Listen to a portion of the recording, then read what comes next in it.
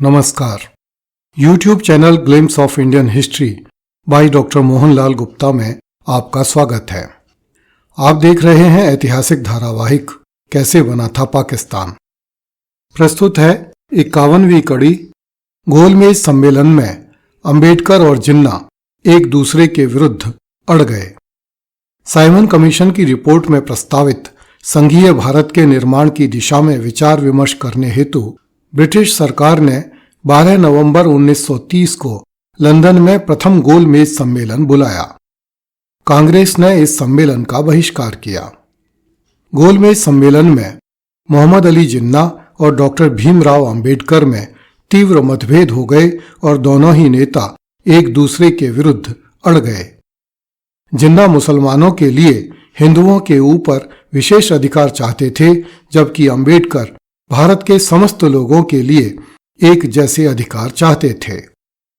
इस कारण प्रथम गोलमेज सम्मेलन में भारत में संघीय सरकार के निर्माण पर कोई निर्णय नहीं हो सका और सम्मेलन विफल हो गया। मुस्लिम लीग के प्रतिनिधियों ने भारतीय विधानसभाओं में मुस्लिम समुदाय के लिए जनसंख्या के अनुपात से अधिक सीटों के आरक्षण की मांग की। मुसलमानों ने यह मांग भी की कि सिंध को नए मुस्लिम बहुल प्रांत का दर्जा दिया जाए। जब यह सम्मेलन विफल हो गया, तब 7 सितंबर 1931 को अंग्रेज सरकार द्वारा लंदन में दूसरा गोलमेज सम्मेलन बुलाया गया। इसमें कांग्रेस के प्रतिनिधि की हैसियत से अकेले मोहनदास करमचंद गांधी ने भाग लिया। यह सम्मेलन राजाओं के अड़ियल रवैये के कारण असफल हो गया, क्योंकि राजा लोग अपने राज्यों में जिन विशेष अधिकारों का उपभोग कर रहे थे, उन्हें छोड़ने को तैयार नहीं हुए।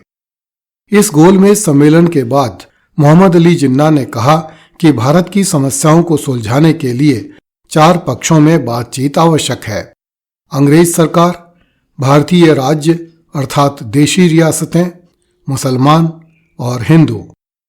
ब्रिटिश सरकार भी मोहम्मद अली जिन्ना के इस तर्क को मानती थी, किंतु वह मुसलमानों का पक्ष जानने के लिए मुस्लिम लीग से और हिंदुओं का पक्ष जानने के लिए कांग्रेस से बात करती थी, जबकि न तो मुस्लिम लीग समस्त मुसलमानों की प्रतिनिधि संस्था थी और न कांग्रेस समस्त हिंदुओं की प्रतिनिधि संस्था थी। 17 नवंबर 1932 को लंदन में तीसरा गोलमेज सम्मेलन आयोजित किया गया। इस समय कांग्रेस अवैध संस्था घोषित हो चुकी थी, इसलिए वह सम्मेलन में भाग नहीं ले सकी। कांग्रेस की अनुपस्थिति, राजाओं की उदासीनता तथा मुस्लिम लीग की लुटेरी प्रवृत्ति के कारण यह सम्मेलन भी विफल हो गया। जब ईस्वी 1930, 1931 और 1932 के तीनों गोलमेज सम्मेलन हिंदुओं और मुसलमानों के मतभेद के कारण असफल हो गए, तब भारत के नेताओं ने ईस्वी 1932 में अखिल भारतीय स्तर पर हिंदू मुस्लिम एकता के प्रयास प्रारंभ किए तथा एकता सम्मेलन का आयोजन किया गया। हिंदू मुस्लिम एकता सम्मेलन द्वारा नवंबर 1932 में एक समिति नियुक्त की गई, जिसमें हिंदू मुस्लिम समस्या के हल के समाधान ढूंढने के प्रयास किए गए। यह समिति हिंदू मुस्लिम समस्या के हल के एकदम करीब पहुंच गई थी। केंद्रीय विधानसभा में मुसलमानों के प्रतिनिधित्व के बारे में एक समझौता भी हो गया था और यह तय भी हो गया था कि 32% सीटें मुसलमानों को दी जाएंगी। किंतु हिंदू मुस्लिम एकता समिति का काम पूरा होने से पहले ही ब्रिटिश सरकार के भारत सचिव सैमुअल होर ने हस्तक्षेप किया और घोषणा की कि लंदन की सरकार ने मुसलमानों की मांगों को स्वीकार करते हुए मुसलमानों को केंद्रीय विधानसभा में 33.33% अर्थात 1/3 सीटें देने का फैसला किया है। भारत सचिव सैमुअल होर ने सिंध को भी बंबई प्रांत से अलग प्रांत घोषित किया और सिंध को प्रचुर आर्थिक सहायता देने का वायदा किया। इस तरह अंग्रेजों ने मुसलमानों को हिंदुओं से एक बार फिर अलग करके एकता सम्मेलन की सारी मेहनत पर पानी फेर दिया। जब गोलमेज सम्मेलनों से भी सांप्रदायिक समस्या का समाधान नहीं हो पाया, तो 16 अगस्त 1932 को ब्रिटिश सरकार ने अपनी तरफ से सांप्रदायिक पंचाट की घोषणा की। इस पंचाट निर्णय के द्वारा ब्रिटिश सरकार ने केंद्रीय विधानसभा में गैर मुस्लिमों को 250 में से 105 सीटें अर्थात केवल 42% सीटें दी गईं, जबकि भारत में गैर मुस्लिमों की संख्या 75% से भी अधिक थी।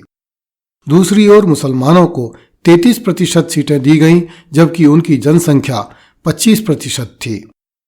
साइमन कमीशन ने गैर मुस्लिमों के लिए केंद्रीय विधानसभा में 250 में से 150 अर्थात 60% सीटें प्रस्तावित की थीं, किंतु ब्रिटिश प्रधानमंत्री मैकडॉनल्ड ने इन सीटों को घटाकर 42% कर दिया।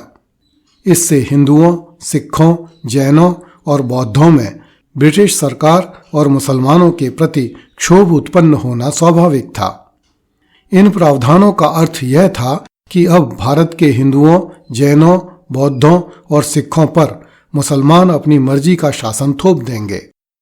इस पंचाट निर्णय के अंतर्गत मुसलमानों की ही तरह यूरोपियनों, सिखों, भारतीय ईसाइयों, एंग्लो इंडियनों, राजाओं और जागीरदारों को विभिन्न प्रांतीय विधानसभाओं में अपने अपने समुदायों के प्रतिनिधियों को पृथक निर्वाचन प्रणाली द्वारा प्रतिनिधि चुनने का अधिकार दिया गया। अर्थात यदि कोई सिख चुनाव लड़ता है तो उसे केवल सिख ही वोट दे सकते थे, यदि कोई ईसाई चुनाव लड़ता है तो उसे केवल ईसाई ही वोट दे सकते थे। इसी प्रकार राजाओं के प्रतिनिधि को केवल राजाओं और जागीरदारों के प्रतिनिधि ही वोट दे सकते थे। डॉक्टर अंबेडकर के प्रयत्नों से दलित वर्ग को भी अपने प्रतिनिधियों को पृथक निर्वाचन प्रणाली द्वारा अपना प्रतिनिधि चुनने की सुविधा दी गई। इसका अर्थ यह था कि दलित वर्ग के लिए आरक्षित सीट पर केवल दलित वर्ग के लोग ही वोट डाल सकते थे। कृपया इस चैनल को लाइक, सब्सक्राइब एवं शेयर करें। अगली कड़ी में देखिए, गांधी ने अंबेडकर के सामने घुटने टेक दिए। धन्यवाद। जय हिंद।